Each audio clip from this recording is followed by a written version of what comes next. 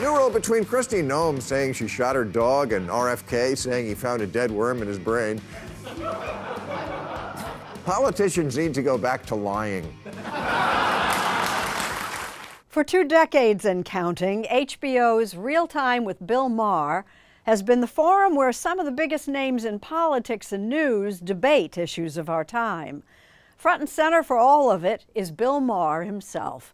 He's in conversation with our Robert Costa. Can you make an audience laugh and think at the same time? Totally, of course. I don't understand this. No cameras at the Supreme Court. I don't get this. You can film everything in America. You can barely go to the washroom on a plane without it being filmed. The great thing about laughter is that it's involuntary. So if you laugh at something, something in you tells you that's true. It must be true. I laughed at it. Maybe I wasn't supposed to. A study of 8 developed countries found that U.S. students were dead last in math skills, but number 1 in confidence in math skills. Even though they suck at it. Yes, we're number 1 in thinking we're number 1. If you catch yourself laughing at something Bill Maher has said lately on HBO's Real Time, his Friday night perch for the past 21 years, just be careful. Next time, the joke could be on you. How long you've been doing this for so long? This interview? It does seem like it. Nobody is spared Bill Maher's humor. Political TV is full of groans and eye rolls. Or as he sees it, his truth-telling. Not on the right. If you're gonna turn over your party to a foreign power, at least pick the right one. Russia? Are you kidding? It's like the Republicans looked over all the companies they could merge with and pick Sears.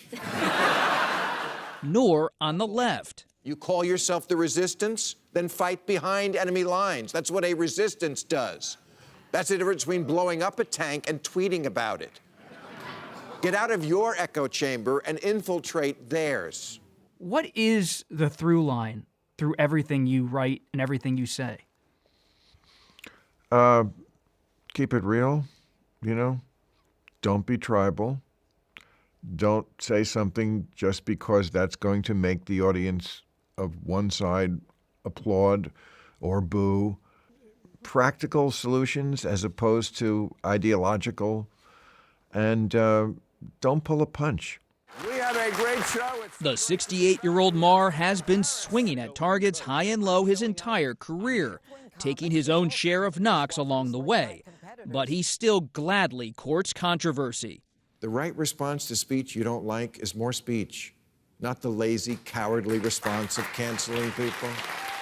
That attitude explains the title of his new book. It's compiled from years of Maher's commentary on Real Time. I wanted to see if the world had changed or I had changed more. I was excavating, reading over all these editorials from years and years and years. And I wanted to find that answer. I speak for the normies, you know. I speak for that, I think, vast middle that is tired of the partisanship. I don't want to hate half the country, and I don't hate half the country. You write a lot throughout this book that the left irritates you, frustrates you at times, but the right often alarms you. Yes. They're very alarming. They're extremely alarming. More alarming. What do you say to your critics, though, who say, then you should just focus on them, Bill? If they're more alarming to you than the left, then why not shine the spotlight on them only? The truth isn't one-sided like that. The Democrats constantly are running against Trump with the idea, you people out there couldn't possibly vote for this guy. And people are saying, watch me, hold my beer, watch me to vote for him again. Instead of just saying, oh, he's lied. We know he's a liar. He's Donald Trump. He can't help himself. He's crazy.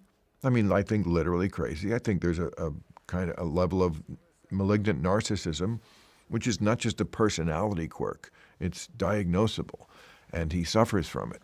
Trump has made over 8,000 false or misleading statements as president. Nothing like this has ever happened before. If you had him on Real Time, what would you ask him? Would you please go away? Have you asked him to come on? Of course. We've asked everybody. I mean, of that stature. He knows he has an open invitation to come on, but I don't think he really hates me because I think the amount of times that he goes after me. He watches the show. Accidentally. It's always accidentally. He watches it accidentally every week. It's amazing. In fact, conservatives don't shy away from real time. He is the former Attorney General. Wow, under Presidents George H.W. Bush and Donald Trump. Bill Maher is on here. When Bill Maher came on your show, what did some of your Democratic friends say? Yeah, this is exactly what I hate about this country. How dare you? How dare you platform someone? The way I see it, we are becoming a much more secular society, just 55 But years. that's by free will. That's good. I mean, it's That's good that good? people do have free will. Oh, good. Okay, and they should be able.